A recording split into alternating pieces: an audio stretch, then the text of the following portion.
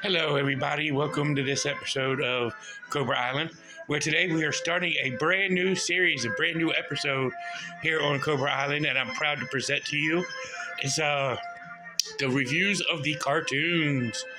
And we're going to start this brand new series off with Transformers Generation One, Season One, Episode One, More Than Meets the Eye Part One. So, but before we get to the Transformers Season 1, Episode 1 review, let's go ahead and do our shout outs of the week, starting with Back to the Media at 48 South Loudon Street here in Winchester, Virginia, where you can get all kinds of video games from the Atari all the way up to current systems, and you get all kinds of videos for each one of these consoles. And while you're there, you can also find all your magazines and comic books and, all sorts of stuff there. But the magazines are usually gaming mags, so, good luck in finding like Cosmo and GQ and all that there. They ain't going to have it. But they also got records and CDs and DVDs. And for y'all old heads, because I know y'all young people don't remember what these are, but they even got cassette tapes and VHS tapes, which is a lot way before streaming, the art of streaming and YouTube and Netflix and all that kind of good stuff, and that we have out now, all these streaming apps we got now. But that's all cool. But Back to the Media actually has them. And if you're looking for toys and collectibles, you can actually go to 115 South Loudon Street here in lovely Winchester, Virginia. And you get all kinds of your toys and collectibles like Transformers and G.I. Joe, Thundercats, He-Man, all that kind of good stuff, Teenage Mutant Ninja Turtles, which is actually some cartoons that I'm actually going to be hitting, on this new feature, on this new episode, especially issues I can get to. But because I'm actually going to take a look at each cartoon per episode, individual episode. Yeah, if it's a multi-parter, I'm going to do each multi-parter by part as they aired on TV. So, like, we're doing Transformers, so we're doing more than Meets the Eye Part 1, 2, and 3, and I'm going to do them separately. Each one separately, because there's a lot to unravel in each episode. Also, while we're doing it, as you can see in the background, I got my refrigerator with my magnets and my G.I. Joe posters. Yeah, got to keep it going. But, got to keep the G.I. Joe Transformers thing going on.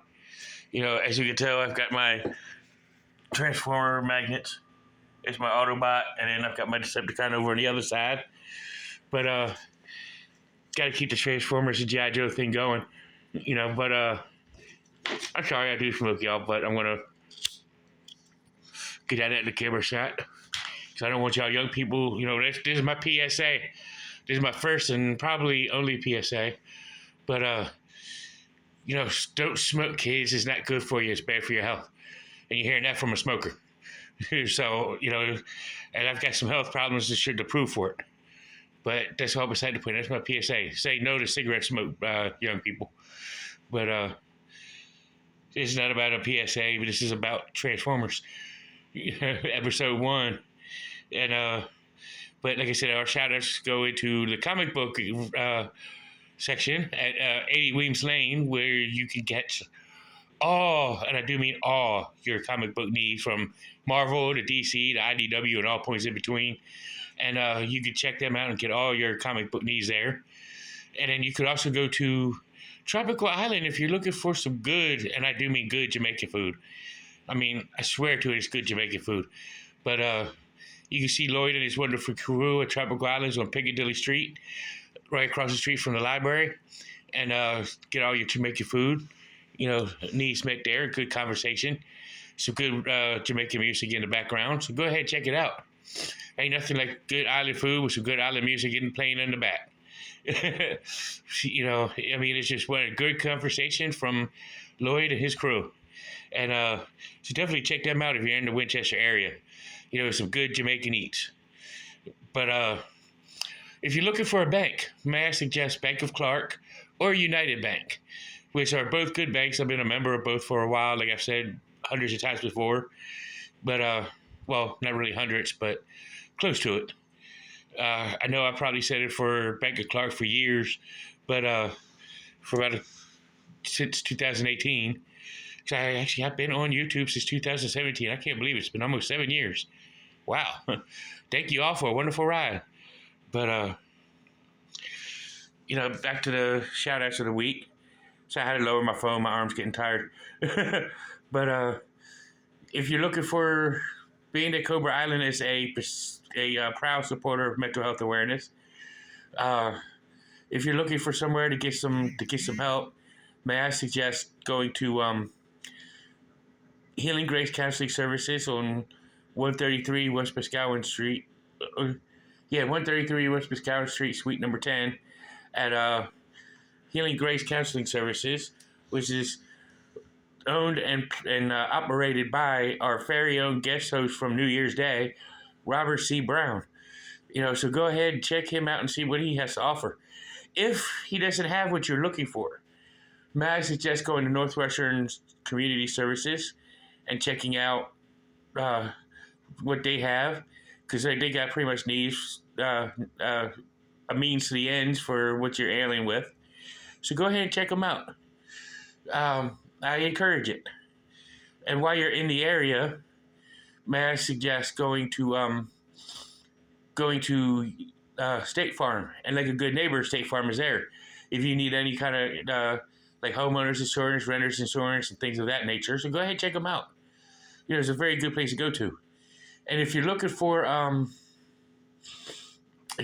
good place to get gas and a full belly, may I suggest going to Sheetz, which is located like pretty much in the East Coast.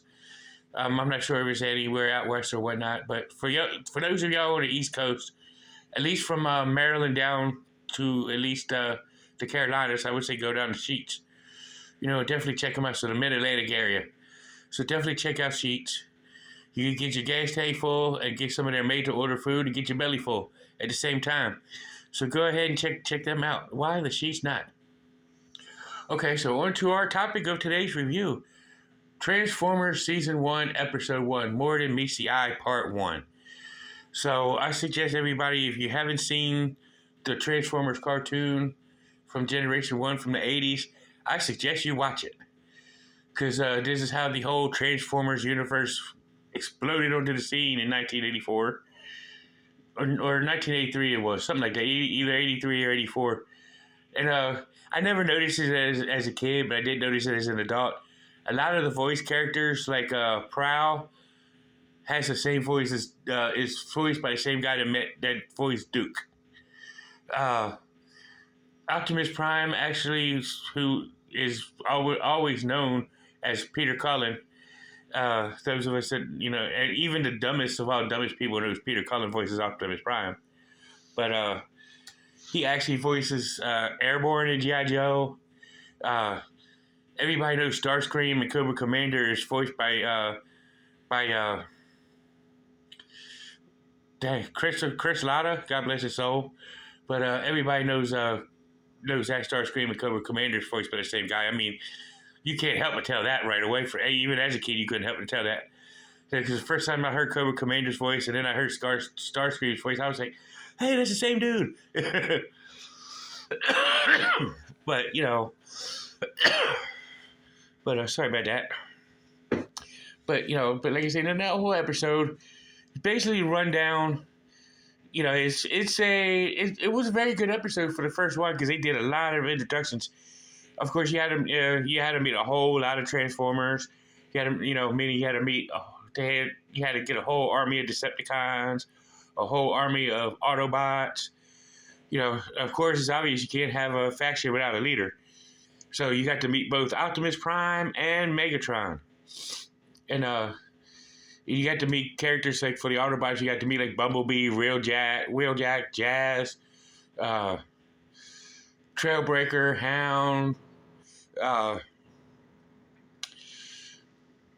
Cliff Jumper, and for the Decepticons, you got Starscream, you got Soundwave, Shockwave, you got a lot of the Seekers. You got a lot of great characters in this. In this episode, broke down in this episode. Rumble. You know, you didn't get to meet Frenzy yet. You got Laserbeak. You got Ravage. You know, in this first episode, which is actually all pretty cool. First cassette minion you actually meet from Soundwave is Laserbeak, which if y'all remember from those who are watching this episode, remember the cassette minions month, I did Laserbeak second.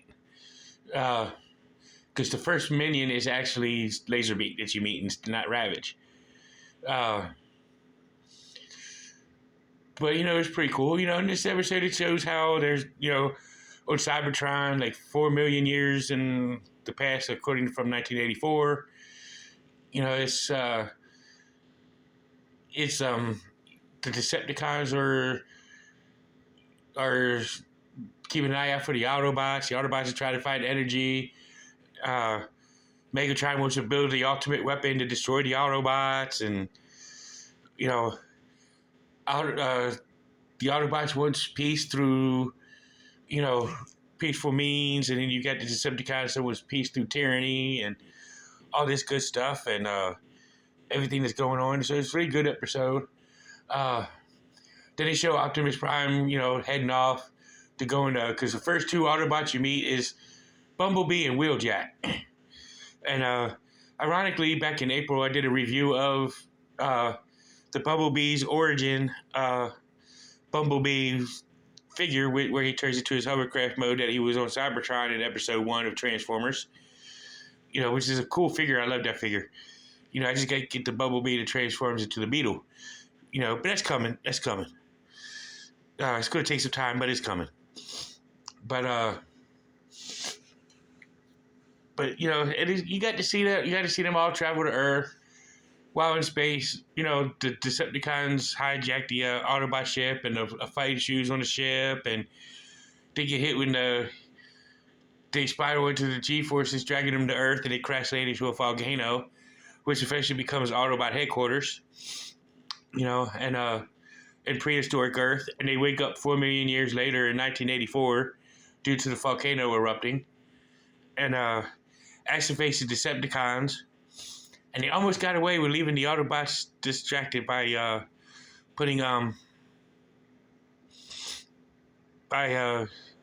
leaving them in the dust. You know, but Starscream doing his own thing of, you know, trying to do his own thing, you know, and ignoring anything Megatron actually says, actually shoots some rocks at the cave to try to conceal the cave in which actually winds up sending Optimus Prime and Teletran 1's way for the Sky Spy to actually reactivate Optimus, which he officially awakens his Autobots. You know, and to continue the war, you know, on Earth and try to save Earth. The episode ends where they actually introduce the Autobots' human allies of Spike and Sparkplug with Wiki, which is a father and son duo. You know, and with every other versions of Sam or Spike and Sparkplug in later interventions, you know, like the Transformers Michael Bay universe, which I'm going to get to eventually.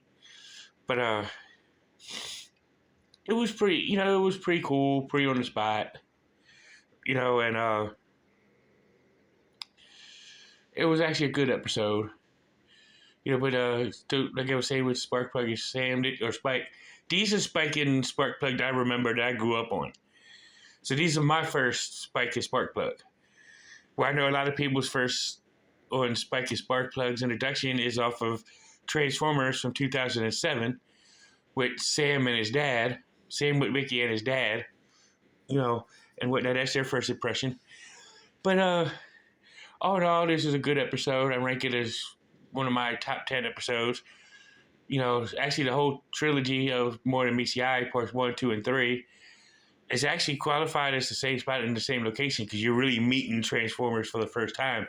You're really getting to know the Autobots. You really get to know who the Decepticons are. You see the little plot twist with Starscream and Megatron, where Megatron is proving that he's the supreme leader of the Decepticons, where Starscream is the up-and-coming tyrant that wants to take over. You know, which is what drew me to Starscream. it was ironic. My favorite Decepticon and my favorite Cobra character is voiced by the same guy. Because yeah, my favorite Decepticon is Starscream because he's wanting to overthrow Megatron and rule the Decepticons. And my favorite Cobra character is Cobra Commander. Because